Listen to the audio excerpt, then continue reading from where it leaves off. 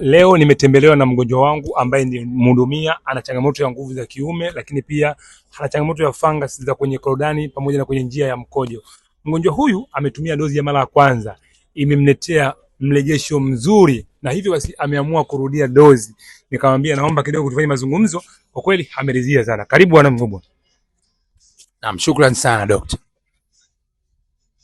Kama ulivyoelezea, mimi nilikuwa na changamoto ya upungufu wa nguvu za kiume na nilikuwa nasumbuliwa na mapele na fungus sehemu zangu za siri kama ulivyosema, lakini baada ya kukuona mtandaoni hapo awali sikukuamini, lakini nilipochukua hatua ya kuwasiliana na wewe na ukanipa tiba, basi nimeenda kutumia. Kwa kweli imenipa matokeo kwa kiasi kikubwa. Kwa hiyo nimerudi tena ili niweze kuchukua tiba yangu ya pili kama ulivyonielekeza. Okay, sawa basi hakuna shida. Nitakuandalia package ya pili. Hili ni angalizo kwa watu wengi ambao hawalijui.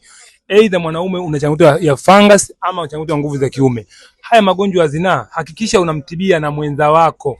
Watu wengi wamekuwa hawajui namna gani ya kuweza kuitibu changamoto ya fungus. Aidha kwenye korodani, kwenye uume, kwenye njia ya mkojo. Unapoenda kutibu changamoto hii, hakikisha unamtibu na mwenza wako. Vinginevyo huwa inajirudia. Kwa hiyo kama ni mwanaume unampata changamoto kama hiyo, chukua namba zangu kwenye bio tuweze kuwasiliana. Comment, like na share ili mwanaume wapate kujifunza.